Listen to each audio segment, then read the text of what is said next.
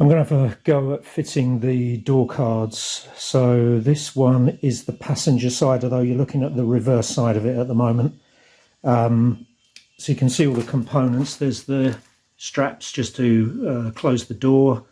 The door sort of pull, the handle thing goes in here, and that fits okay. I've tried it. This is the electric window controller. That doesn't quite fit, so I'm going to have to take a skim off here just to get that through, because I've tried and I don't really want to force it because I'll probably crack the plastic. The handles go through here and they're tidied with this thing here. Although they've cut the slot, they haven't drilled the two holes for the screws to locate that, so I'll have to do that too. The handles, I'll show you where they fit. So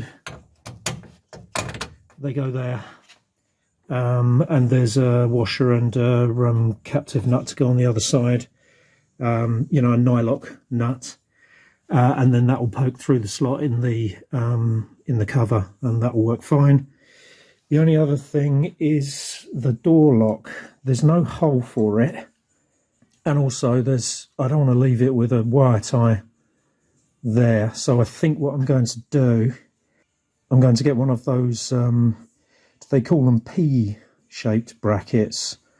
It sort of looks like a letter P on its side. I'm going to do that. I'll either put that up here or put that down there.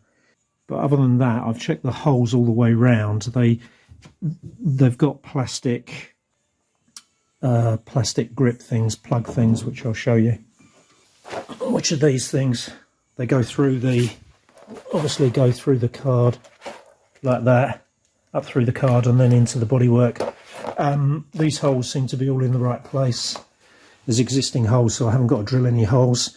To get the alignment of the holes for the handle blanking thing, what I did was I used a paint pen, drew sort of, you know, coloured in the where the holes have got to be, turned it over, plonked it down. It made two nice outlines of where the holes had to be, and that seems to have done it. Here's the first door card in.